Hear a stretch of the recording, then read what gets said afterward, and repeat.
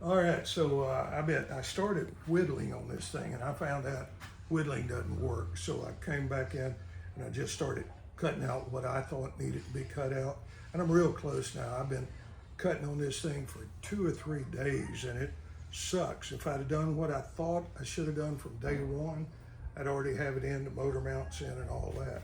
And another little thing that I found about this, if you look down here, you see how the frame has got this ridge on it? Can you tell that? Oh yeah. Okay, I had to cut it off because the motor mounts wouldn't go by it.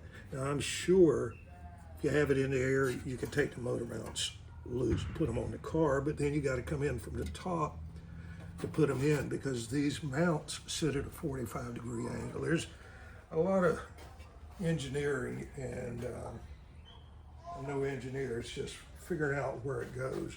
You could say this, let me show you something that I did, that I used to do a lot, and I fooled around with this thing for some time before I finally said, why didn't I do this? This piece goes across here, like this. Okay, I cut it out, because in, you gotta bring this thing up, put it down. With this off, you gain, what is that, 10 inches, 8 inches, or something, that you can just slide it right in, and that'll work real good with the transmission when I got in on the back of the wheel. And then when I get everything done, I can come in and weld this back in. I used to do that to 57 Chevrolets. That was the norm because that 57 Chevrolet has a brace across here for the radiator, and we'd cut them off where that you could put engine right in. Neat. And yeah, it's a pretty good idea. I don't know who thought of it. It Yeah, wasn't me. I think that's a you. Yeah, I just thought common sense, but I see I got some other things I got to cut out. Like I said, that this piece right here, I thought I had it past that, but Yeah, you got a lot more cut out on this side. no. Say what again? You got a lot more of the footwell cut out on this side. Oh yeah, because I had to cut down. See where the starter is, Yeah. and see there was a little. I'll show you. Right here, down here. Can you see? Yeah. It went out like that. It was Okay. a horseshoe.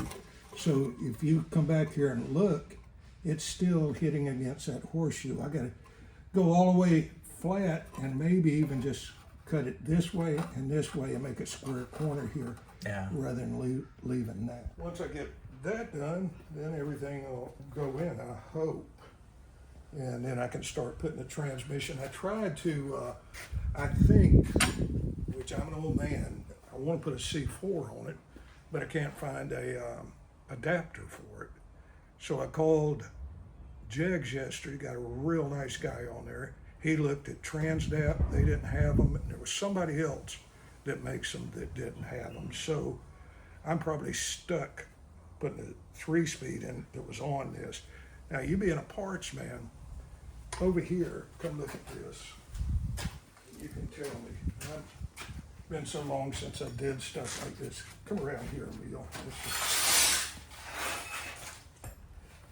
You see where the clutch pedal is there, or the clutch arm? Okay. Right? Yeah. Okay. Do they make, which I know they do, slave cylinders that pull as opposed to push? Ooh, that's a tough one. You understand what I mean? Right. Yeah. Yeah, I'll have to look into that. Yeah. Yeah, that's a tough one. This is a manual? I thought it was automatic. No, this was a 3-speed. Jeez. Okay. So that is my big dilemma right now. And you can see up in there where I got to cut more metal out just to make it neater and make it easier to put a piece of metal there in the side. That's one hell of a problem, Fred. Yes. That's one heck of a problem. I mean, where's the... Wow. Now, let me show you this. Indeed. Okay, here we are. I'm putting the 260 in it. I was using a mock-up block at 302 with no heads on it for just a little bit lighter. And I said, I couldn't figure out what to do about the firewall back here. And so, I think I'm bleeding. I got the 260 out, put it in, and then I figured out where I had to cut. And it was where I thought I was going to cut from day one. But I read a book and tried to do it like he did it. That didn't work.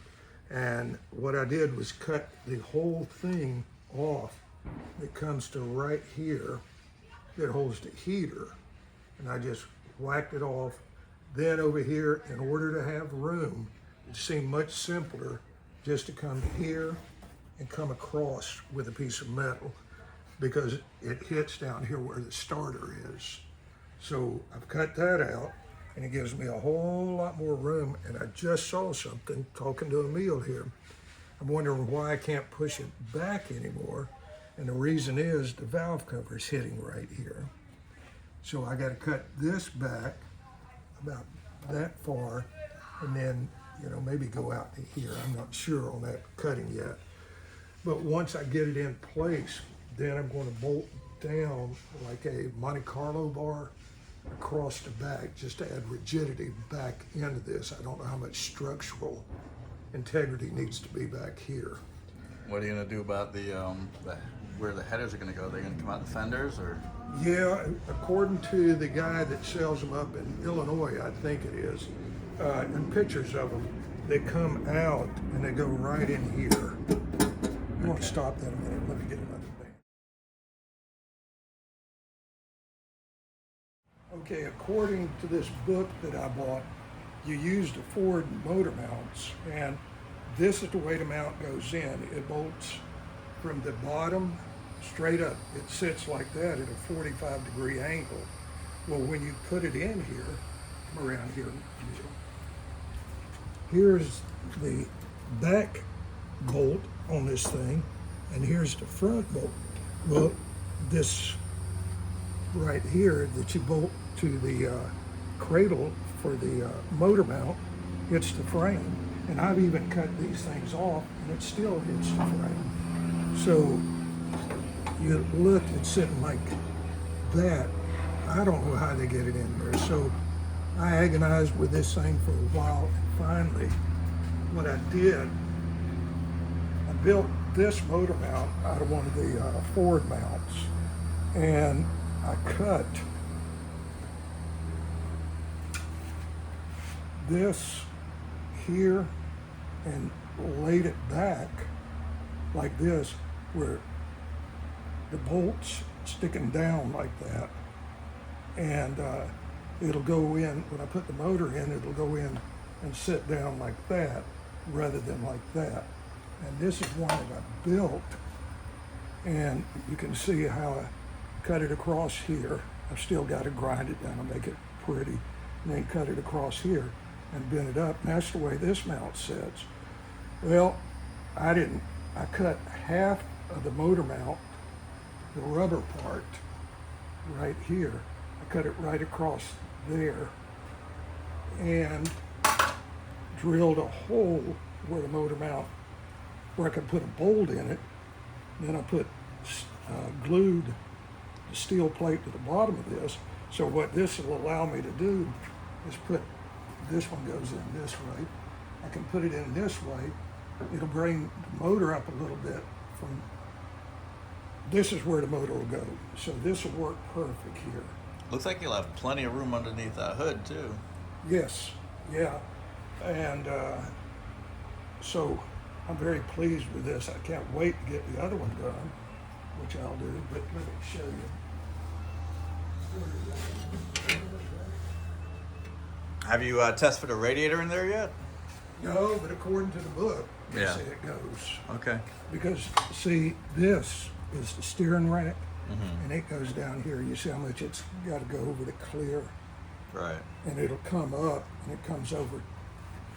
It'll come up this way, and that'll cause it to come over here, and it goes right through here to here. Okay. And again, this is going over that way a little bit. But it's a lot of challenges, and if I did it again, I would cut the book. It shows different ways of cutting the firewall out. I would cut it the way they cut for a Chevrolet. Then you got plenty of room. You don't have to screw around and jack around. With the way that it's cut in the book, I guess he was an engineer perfectionist, pain in the ass. But this way, like one of the things they did over here was kind of, which I still got to do it. You see where the starter mounts? Right there, Yeah. starter going forward. Well, I got to cut this out, and then I got to cut some more of this out. Wow. And cut up here, and then that'll give me clearance here. But I'm trying to get everything done. Well, your co-pilot's not gonna have a whole lot of room, huh? I ain't worried about him. Hey now. So that's where I'm at with this. Right on. It's been a pain in the neck. It put me down for about 2 to 3 weeks when I hurt back from pulling on the cherry picker. I hurt myself. That was painful, but I'm back 90% now. All right. So, yeah, I'm excited again. And I've almost made myself, because of the way the clutch linkage and the clutch deal on it. Right. I forget what you call it. But I'm going to put an automatic in it. Automatic. Okay. Yeah. Hey, it's lunchtime. Hey, good night. You ready? Okay. Emil, this is where I'm at today. I've been working on this thing for quite a while, trying to figure the motor mounts out. In the book, it doesn't make it exactly clear, but now I understand how it's going to go in. And right now, the motor's sitting, it needs to go that way about ½ an inch, and it'll be where it goes. I got a little problem here with getting this plug out, but it won't be a big deal. But other than that, everything's fitting good. Cut it a minute and let me get the motor mounts.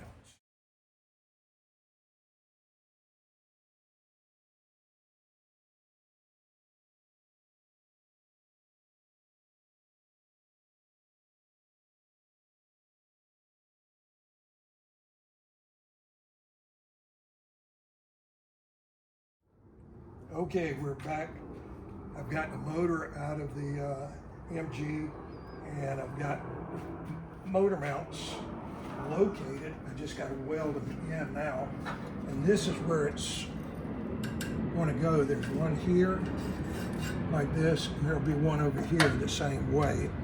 And what I'm going to do is just tack them in here, and then I'm going to put, on both sides, put the motor back in and make sure all of this clears. Now this, it lined up perfect, but there's a U-joint that goes in here, and that makes it work. So I've got it all together. I'll put the motor back in and see if everything fits. And the last video, which will correspond with this one, you can look at the engine there. That's where the motor mounts fit on it. And they'll go straight down on it. And let me walk around here a minute.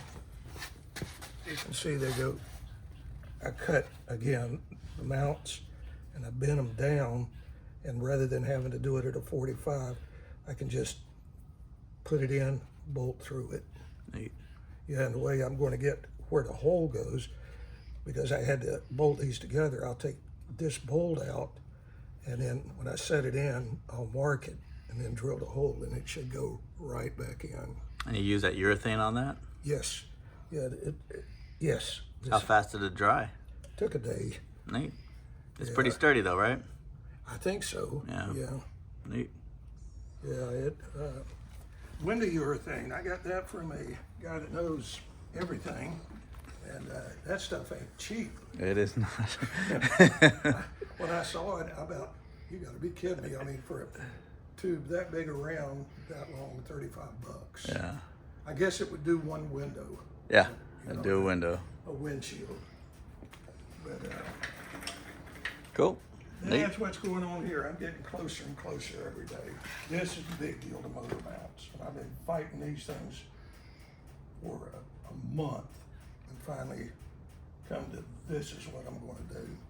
Very cool. Like it.